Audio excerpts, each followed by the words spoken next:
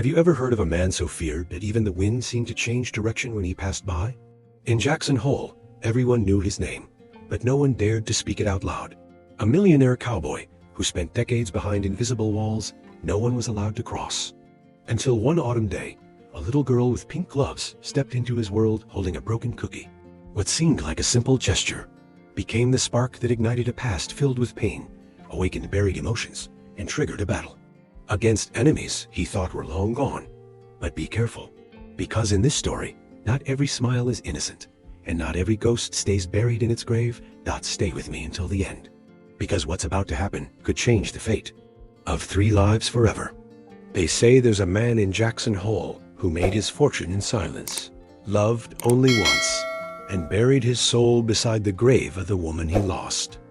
A man who exchanges words for glances, who rides at dawn when the world still sleeps, and who lives on a ranch as isolated as his own heart. His name is Austin Graves, and if you've never heard of him, maybe it's for the best. But if you stick around until the end of this story, you'll understand why no one dared cross his path until a child with pink gloves and a cracked cookie broke a silence of nearly 30 years. Before you begin, subscribe to the channel here. That way, you'll always receive moving and inspiring stories like this one. And tell me in the comments, where are you watching this video from now? I really want to know how far this story will touch hearts. Austin Graves was more than a cowboy. He was a living legend among the fields and icy mountains of Wyoming. A national rodeo champion in the 1980s, a breeder of elite horses, and a millionaire. Investor in cattle genetics and land. At 59, his rural empire stretched across thousands of acres between Jackson Hole and Big Sky, surrounded by silent valleys, pine forests, and stories no one dared ask. His ranch, Graves Hollow, was more closely guarded than a big city bank. But the security wasn't in the walls, it was in the owner himself. Since his wife's death in 1994, Austin avoided any human contact unless absolutely necessary. Tragedy struck on an icy curve on Highway 22 when his truck slid and rolled over. 3 times. He survived. She, 7 months pregnant, did not. From that moment on, the man who enchanted crowds with his charisma at rodeos became a shadow. His hat remained on his head. His boots remained on his feet. But the sparkle in his eyes, that vanished without a trace. The town knew and respected it. Austin's silence became the norm. His orders came in notes, glances, and messages sent by employees. He didn't show up at community festivals, Sunday masses, or even the livestock auctions he used to dominate.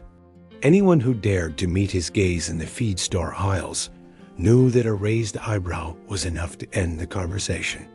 And no one visited his home, ever.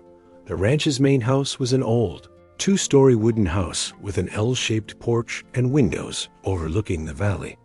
Built in 1981 by him, with his own hands and a borrowed hammer. It was a symbol of the life he tried to build before the crash.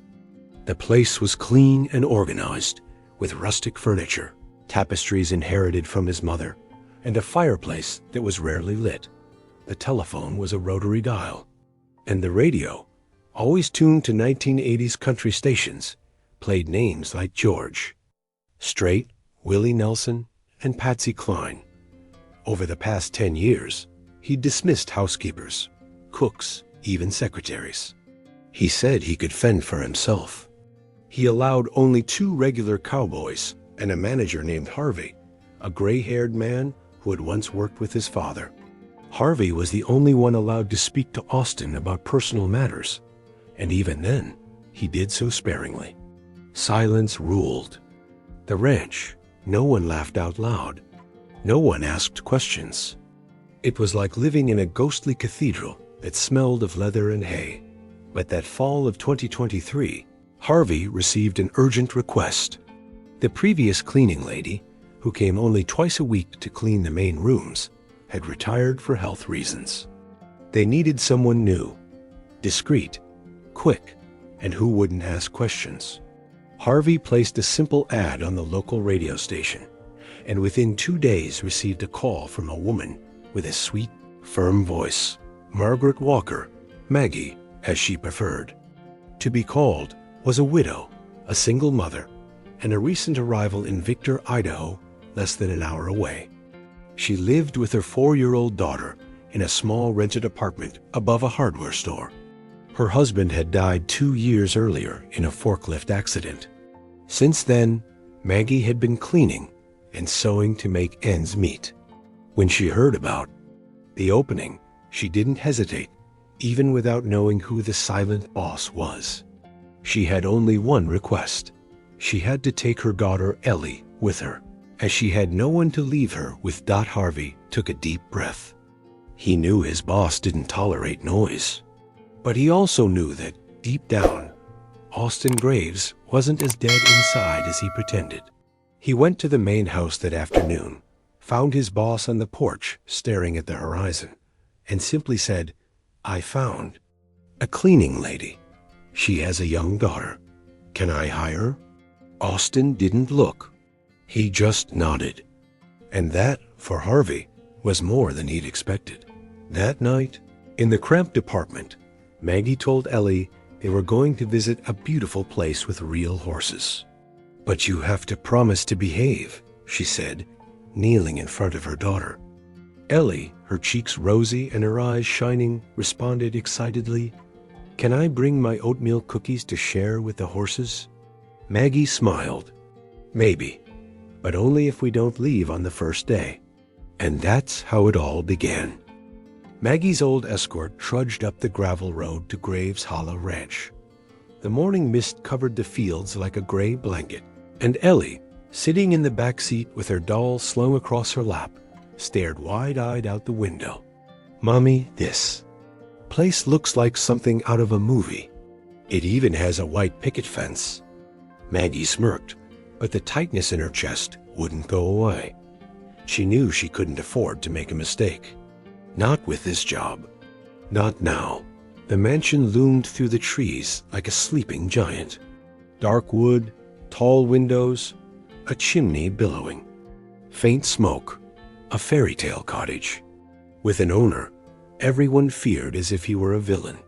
Maggie smoothed her hair with sweaty hands, got out of the car, and held her daughter's hand tightly. "You remember what we agreed on, right? Stay quiet. Obey. No running around the house." Ellie nodded, but her eyes shone with the anticipation of adventure. Harvey greeted them at the entrance with his signature brown hat and worn leather coat. "Mr. Graves is home, but he doesn't usually come in during the day. If you do this job right, no one will even notice you've been here."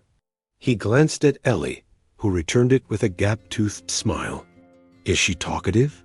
he asked dryly. "Only when she's excited. But I'll keep her busy with paper and pencil. I promise." The routine began silently. Maggie carried the cleaning supplies as if treading on sacred ground. The wood floor creaked beneath her feet, and even the sound of the cloth against the furniture seemed too loud in that space. Meanwhile, Ellie played in the corner of the room with a sheet of paper and a plastic cup. From time to time, she asked whispered questions. "Mommy, does he have real horses? Does he even wear a hat indoors?" Maggie responded with glances. Just before noon, while cleaning the kitchen cabinets, Maggie heard hurried footsteps, ...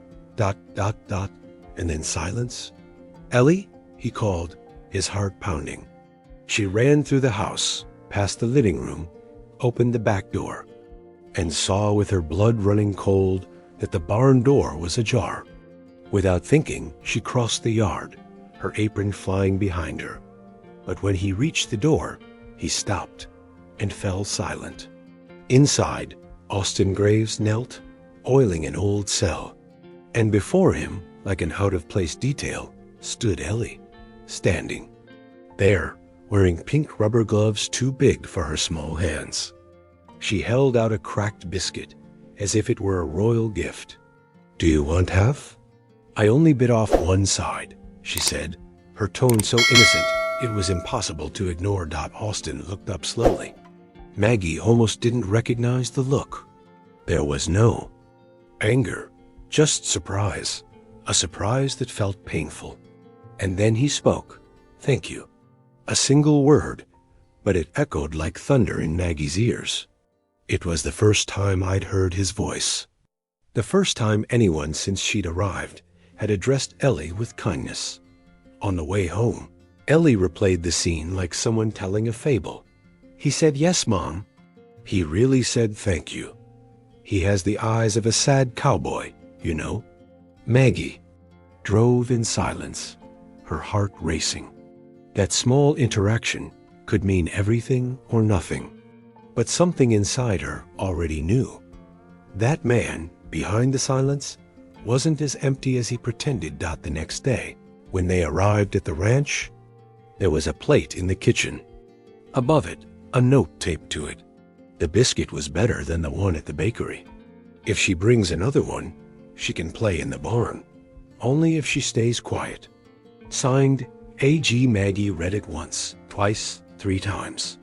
And for the first time, since losing her husband, she felt a different kind of butterflies in her stomach. Not of fear, but of possibility. The first time Austin appeared on the porch at 3 in the afternoon, no one thought it was strange. Perhaps he'd come to check on the pen, or just get some air. But when he returned at the same time the next day, and the next, the older employees began exchanging silent glances. The kitchen clock always struck the same number when the once reclusive millionaire cowboy emerged with his cup of black coffee and stood there, watching, or rather, waiting. Ellie, always with her snack wrapped in a floral napkin, was quick to notice. On the 3rd day, she ran up to him holding 2 cinnamon oatmeal cookies. "Uncle Austin, I brought 2 today. One for me and one for you." The cook, peering through the window, choked on her tea. This wasn't just new. It was unprecedented. No one had ever called Austin Graves Uncle Austin and lived to tell the tale. But he accepted it, and even gave a slight smile. The routine settled in naturally. Maggie continued her chores around the house, but now with a lighter weight on her chest. Ellie, when she wasn't drawing or cleaning miniatures with her pink gloves, passed snacks alongside the most feared man in town, as if he were just another lonely, kindly grandfather. And in a way, he was starting to be. But Maggie knew what was blossoming there wasn't just friendship. It was something deeper, more delicate, and more dangerous. Ellie was a spark in a barn full of dry hay. Innocent, vibrant, spontaneous. Everything Austin had buried inside himself for nearly 30 years. And no matter how hard he tried to maintain his composure, the walls around his heart began to crack.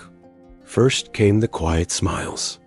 Then came the brief stories he told about his old horses. And then, one afternoon, Maggie saw from the living room window something that took her breath away. Austin was helping Ellie mount Diablo, the ranch's most temperamental horse, the man who wouldn't even let cowboys near his. Personal horses now gently held a talkative little girl around the waist, letting her hold the reins like a Wild West princess. Maggie walked to the front door and stood there, watching. And when Austin saw her, he looked up. The look they exchanged in that instant was like a silent gunshot. Quick, intense, and absolutely impossible to ignore. That night, while Ellie slept, in one of the old hats Austin had borrowed from her, Maggie stared at the ceiling in her room, unable to sleep. What did he want, after all? Was he simply allowing himself to feel again? Or was there something deeper and riskier? She knew she couldn't let herself go. She had suffered too much. She had already lost everything once. She couldn't fall in love with a ghost. And yet, something in her trembled just remembering the way he'd looked at her around the ranch. Rumors began to spread amidst silent glances. The farmhand who always fed the dogs noticed that Austin was now personally taking them for walks. The cook noticed that the food orders included more sweet rolls and fruit. Harvey, the old field wolf, just shook his head with a weary smile. I knew this would happen. I just didn't know it would come with pink ribbons and broken biscuits. But not everything was light. The Ellie effect also brought tension. Austin fought himself every day. He didn't want to get attached.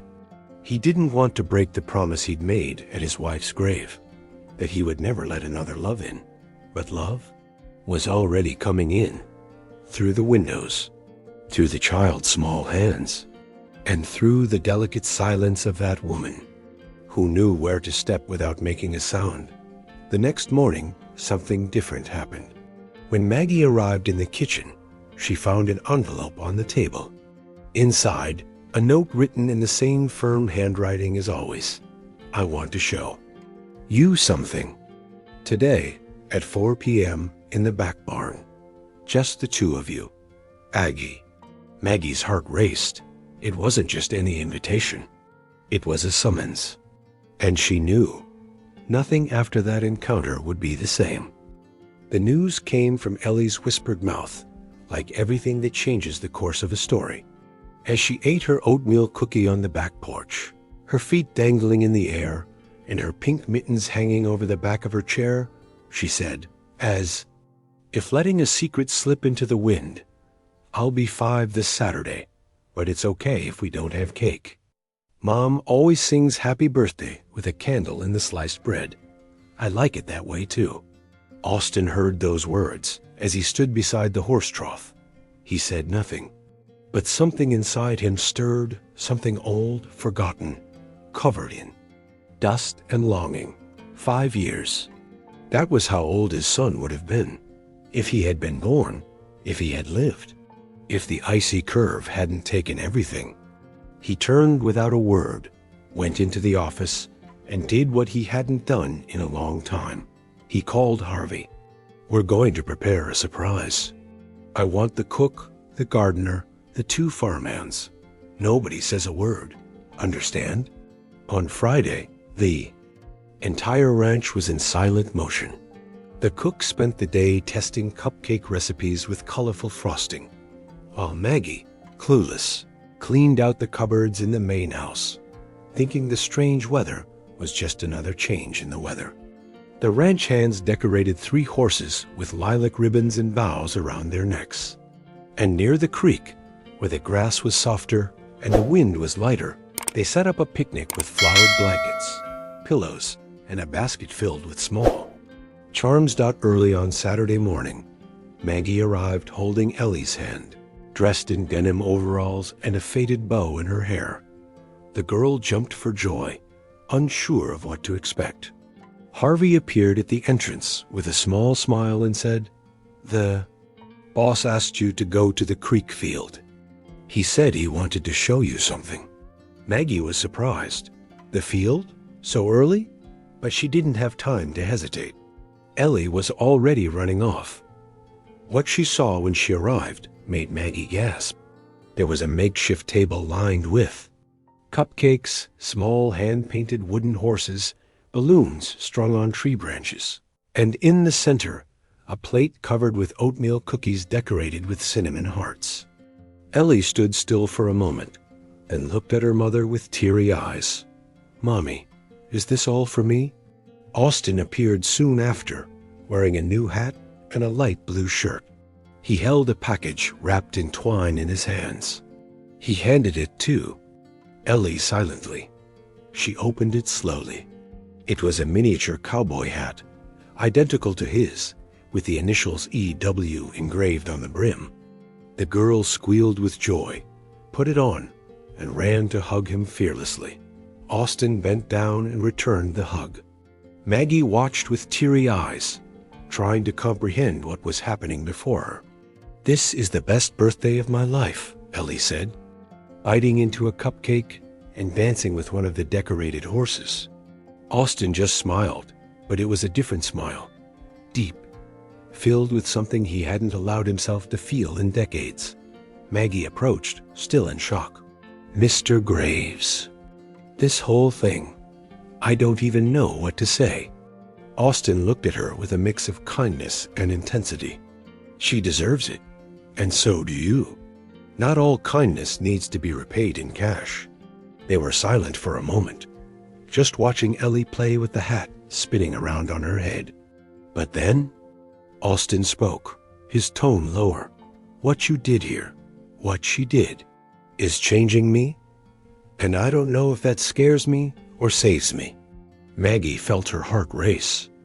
This was more than a thank you. It was a confession. A whisper of what was to come. As the sun dipped below the horizon, casting golden hues over the countryside and that unlikely scene of sweetness and redemption, Maggie knew with every part of her that this day would be remembered forever. And not just as a child's birthday, but as the beginning of a transformation no one dared imagine. The morning after the birthday, the ranch felt different. The air was lighter, as if every tree, every fence, every horse had absorbed the joy Ellie had spread the day before. Maggie arrived early, as always, but this time she wasn't greeted by silence. Harvey greeted her with a warmer wave. The cook offered freshly baked cornbread, and even the dogs chased Ellie around the yard like old friends. But there was something else, something Maggie couldn't quite name. As if the ranch had breathed again after years of slumber. Austin, however, didn't show up. All day he remained in his office, doors closed, windows ajar. Maggie found it strange. He'd always appeared at lunchtime these past few days. Had he regretted opening up? Had it gone too far? As he scrubbed the porch floor with the thick brush, his thoughts swirled. Was it possible for such a closed-off man to allow feelings to surface without conflicting with himself? Late in the afternoon, while Ellie slept on the couch with her doll in her arms, Maggie was gathering the cleaning supplies when she saw the office door slowly open. Austin appeared in the doorway, hatless, his blue shirt unbuttoned to mid-chest. His face was more somber than usual, his eyes lost somewhere behind her. "Do you have a minute?" he asked bluntly. Maggie nodded, unsure of what to expect. He jerked, his chin toward the back porch, over there. They sat across from each other, the sky tinged red behind the mountains. The wind carried the scent of wood and wet earth. Austin seemed to be searching for words he didn't want to say. "You know this isn't normal, for me," he began. Maggie held his gaze. "I can imagine." He swallowed hard. "It's been a long time since anyone reminded me what it's like to feel something, anything. And when that happens, after all this time, it's scary." Maggie turned her head, staring out at the fields that stretched as far as the eye could see. Ellie has this gift of touching where no one else can. She doesn't even know she does it. But Austin, I don't want her to get hurt. Or to get hurt. His name came out more softly than she expected. Austin lowered his head and was silent for a few long seconds. Then he stood up. "Do you trust me?" The question came like a shot. Maggie took a moment to answer.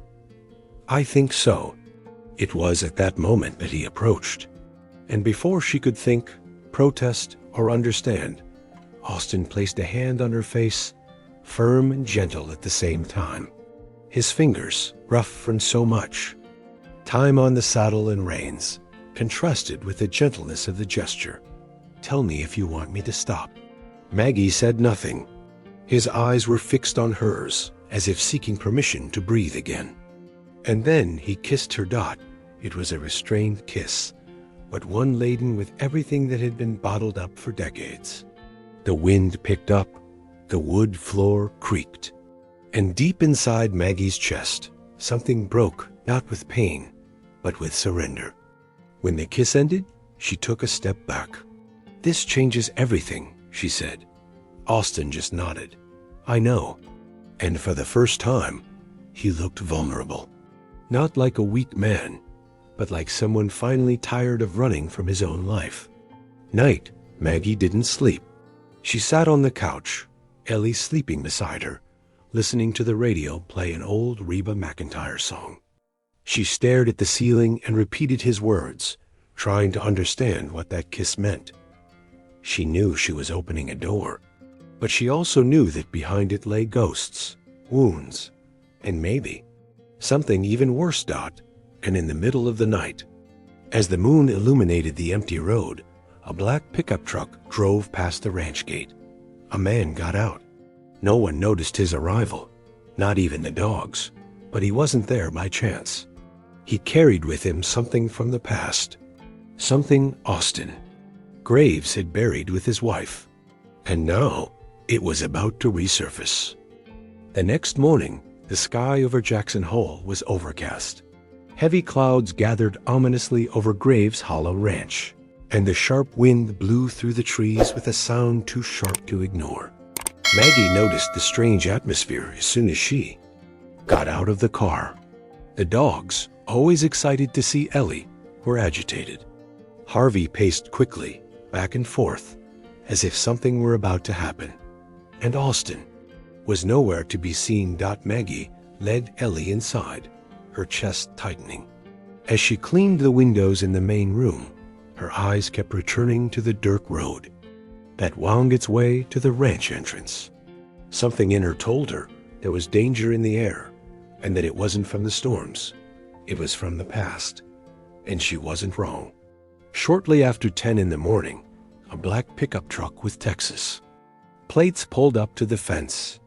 A tall man with a dark hat and a cold gaze got out, holding an envelope and carrying the arrogance of someone who once belonged there. His name was Clayton Rhodes, Austin's former partner from the time they invested together in animal genetics and land in the South, but also the man who had tried to take over part of the ranch after Austin's wife's death, falsely claiming she owed him money. A silent lawsuit, married by court settlements and lawyers paid through the nose. No one expected to see Clayton again.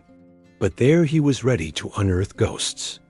Harvey intercepted him before he reached the main house. "What are you doing here, Rhodes?" The man smiled. "Old business. And maybe new." He handed over the envelope. "Tell the old cowboy the papers have been reactivated, and that the debt he thought buried is still alive." Harvey held the envelope with trembling hands. "You won't make it. He's not the same man anymore." Rhodes just smiled. "That's what worries me." Late in the afternoon, Austin reappeared, unshaven, with sunken eyes, a dark shirt with rolled-up cuffs. Maggie was on the porch, cleaning the windows, when she saw him crossing the field with the heavy strides of someone carrying the world on their shoulders.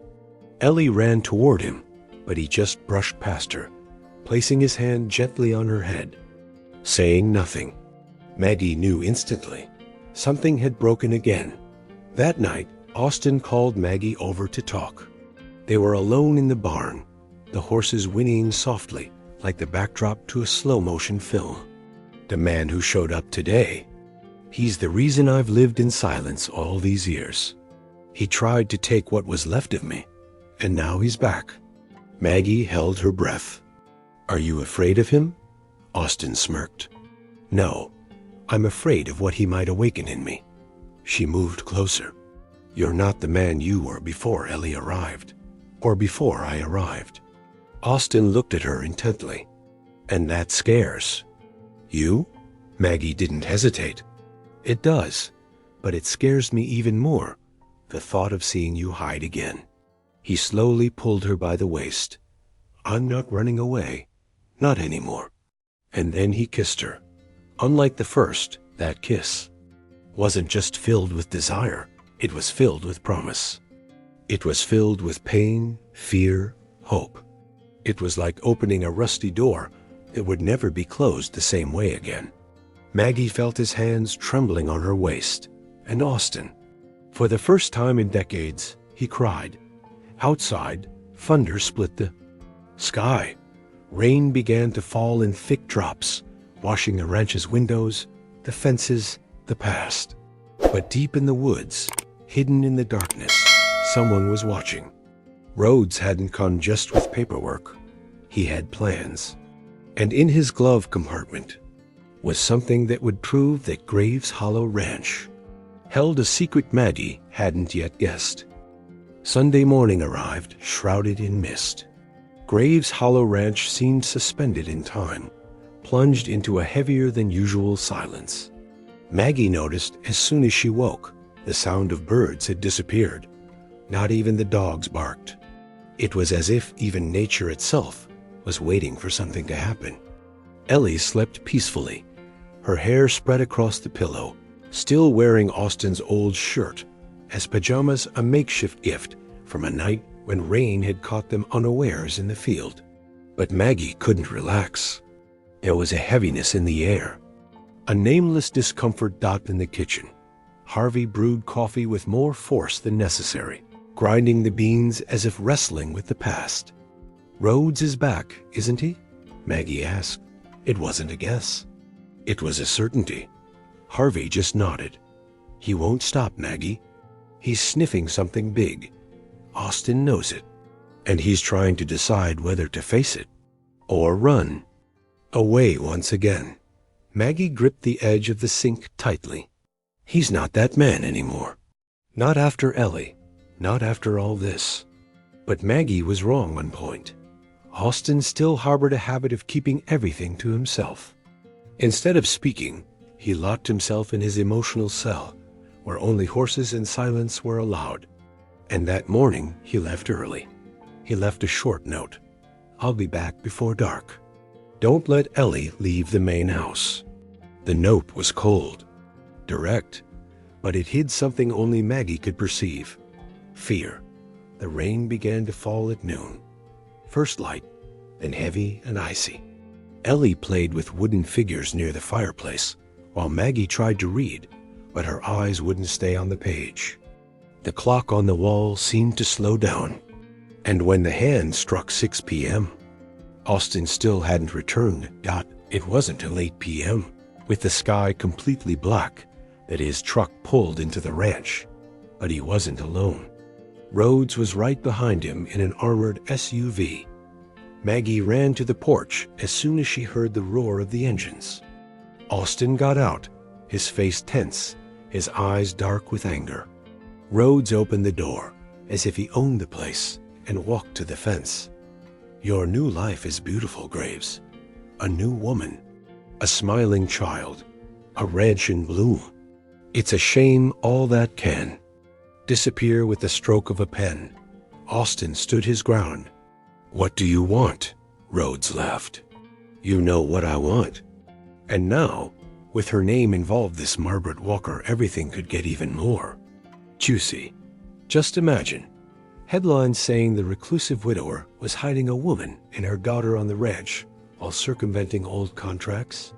Maggie was listening from the porch, her hands shaking. "You're rotten, Rhodes." Rhodes saw her. "Ah," the sweet-voiced woman. "You should know where you're coming from. Men like Austin are like wild horses. Sometimes they let us ride them, but sooner or later they throw them." Austin took a step forward, his fists clenched. "One more word, and I'll break your teeth," Rhodes smirked. "Too late. The report has already been filed. Your name is in the system. The ranch could be frozen within a week, unless you hand over the Big Sky land parcel to me, the one with access to the spring, and send her away. Now." The world stopped. Maggie heard everything. She cried without crying. She felt as if she were being expelled from a dream. Ellie, still innocent, slept on the couch with one of the puppies in her arms. Austin didn't respond. He just stared at Rhodes until he left, amid the sound of rain and indignation. But when he returned to the house, the look he gave Maggie was one she would never forget, of loss, of guilt, of decision. And it was that night that Maggie packed her bags, not out of fear, not out of cowardice, but because love also knows how to retreat when there is no more room to flourish. The bag was small, Hastily folded clothes, Ellie's drawings rolled up like a map of memories, and the oatmeal cookies the cook had left as a farewell. Maggie wasn't crying, not yet. Her hands trembled as she tucked her daughter's favorite teddy, bare between the pillows, trying to keep everything light, everything calm. Ellie slept soundly, oblivious to the decision her mother was making with her heart in tatters. At 5 a.m., before the sun broke over the mountains, Maggie closed the guest cabin door and quietly left the ranch. But what she didn't know was that Austin was awake.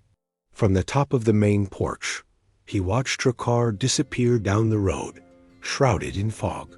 He knew this was his fault, that by allowing Rhodes to reopen old wounds, he had hurt Maggie, and Ellie, and himself. His hand gripped the railing so tightly, his knuckles were white. And then something unexpected happened. A clang of metal fell to the porch floor. A small wooden horse, the toy Ellie used on picnics. He had put it in his pocket. But now, he couldn't hold it anymore. The hours passed slowly on that gray Sunday. No sound of laughter, no light footsteps echoing through the mansion. The cook paced back and forth, unsure whether to serve lunch. Harvey remained silent, his arms crossed. Even the horses seemed restless, and Austin disappeared. No one saw him all day, only the occasional slam of the barn door. Until, at 6 o'clock, when the storm once again hit the ranch, he reappeared dressed for war. Black shirt, hat pulled down, leather holster on his belt. But what caught his attention most was his gaze, a mix of pain, fury, and urgency. Harvey tried to stop him. "Austin, don't do anything stupid." But the cowboy didn't stop. He climbed into his antique pickup truck, revved the engine, its roar echoing through the valley, and took off, speeding down the gravel road as if racing against destiny. Because that's exactly what he was doing. At the city's entrance, he found Rhodes on the porch of a rustic hotel, drinking whiskey as if he'd already won. But he hadn't expected what was coming. Austin got out of the car in silence. He stood before his enemy with clenched fists. "You won't destroy what I built with her. Not anymore. Not with documents. Not with lies." Rhodes laughed defiantly. "Are you going to hit me, Graves? In front of the city? In front of your new family, whom you didn't even have the courage to protect?" Austin didn't respond with words. He responded with the first punch. The sharp thud of the impact stopped passers-by. Rhodes staggered, falling to his knees. But what hurt him most wasn't the force of the punch, it was Austin's look. "You killed my wife once. You killed me again with this lawsuit. But you won't bury me again. Not this time." And then Austin threw the documents he was carrying on the table. A complete dossier of evidence of fraud committed by Rhodes in the 1995 land contracts. Everything that had been hidden now came to light. At the city police station, Harvey appeared minutes later, carrying an envelope that sealed everything. Signed records, cassette recordings, a partial confession recorded years ago. The threat was over. Rhodes was escorted out of Wyoming, and with him, the last ghost that had kept Austin Graves silent. But what remained now was to win Maggie back, and that, he knew, would be the hardest part. The road between Jackson Hole and Victor seemed longer that night. The city lights in the background danced in the rearview mirror of Austin's old truck, but he couldn't see them. The engine roared like a restless heart, pulsing with regret with every mile. The radio, always tuned to country stations, was now off. Absolute silence, because there was something louder screaming inside him. The certainty that if he didn't bring her back, everything would go back to being empty. In the small apartment above the hardware store, Maggie quietly put away the dinner dishes. Ellie was asleep on the couch, holding the wooden horse she'd painted herself. Maggie's eyes were sunken, tired, but there were no tears. Not yet, because as much as it hurt, She understood. Austin's fear was older than she was, stronger than any feelings that had ever blossomed between them. But she also knew that if he didn't fight now, he would never fight for anything again. It was then that she heard the headlights cutting through the night, illuminating her window, the sound of the truck turning off, slow footsteps climbing the stairs, and then 3 knocks on the door, dry, firm, but shaky. She took a deep breath before opening it, and there he was, soaked from the drizzle, hat in hand, his eyes begging for forgiveness. "I've come to get what I let go of out of." Cowardice. Maggie said nothing. She just stared at him, waiting for more. Austin took a step forward. "Rhodes is gone. Definitely. The contracts are nullified. The records are clean. I chose to fight for you." His voice cracked on the last word. "But I don't know if that's enough for you to let me back in." Maggie stared at him for long seconds. Then she answered with a sincerity that hurt. "I didn't leave because I was afraid of Rhodes. I left because you left me alone when I needed you most." The pain on Austin's face was visible. He swallowed hard, his eyes never leaving hers. "I know. And if I could go back, I'd do everything differently. But I can't. I can only show you the man I want to be ... now. And every day after that." He reached out, but not to touch her. To offer her something. It was a small wooden box. Maggie opened it. Inside was a necklace, a pendant with the initial E engraved in silver, and behind it, a key. "It's the key to the balcony room. I built it as a child's room many years ago. I could never get back in there. But today it's ready. If you want it. If you want it." Maggie felt her heart drop in her chest. Her throat tightened. The tears finally came, slow, heavy, silent. She came closer and hugged him. No words, just a hug, strong, real, long. And in that moment, the past no longer existed. Only the now. And the now said, "You don't have to live alone anymore." Ellie woke to the sound of the rain pounding harder. She saw her mother and Austin hugging each other at the door. She smiled sleepily. "Uncle Austie, you're back." He looked at her with teary eyes and replied, "I'm never leaving, my little one." Then he picked her up, spinning her slowly in the air, laughing for the first time with sound. The next morning they returned to the ranch. The field was clear, the sky was open, and the front porch had a new sound, laughter. Graves Hollow Ranch was never the same. What was once just earth, wood, and silence now breathed life. The porch, where once only the wind kept Austin Graves company, now heard Ellie's laughter every morning. The little girl ran through the field in her new cowgirl hat, closely followed by the dogs and the discreet smiles of the ranch hands, who now treated her like family. And Maggie, she walked lightly now. More than that, she walked at peace. The first few days back, the routine felt like a rebirth. Ellie was given her own room in the east wing of the house, with windows overlooking the valley and a shelf filled with hand-carved wooden horse, as a gift from Austin. In the kitchen, the old coffee maker hisses every morning, while the radio plays a different song, always one Maggie chooses. And Austin? He shows up, always, for coffee, for lunch, for afternoon tea, as if he doesn't want to miss another moment. But there was still something that needed to happen, something that hung in the air like a promise pending. And it came on a cold October night, when the sky was clear and the full moon illuminated the countryside with a silvery light. Ellie was already asleep, and Maggie was on the porch wrapped in a woolen shawl. Austin arrived silently, holding 2 cups of hot chocolate. He handed one to her and sat down beside her. They stayed like that for a few minutes, silent, listening to the crickets and the whisper of the night.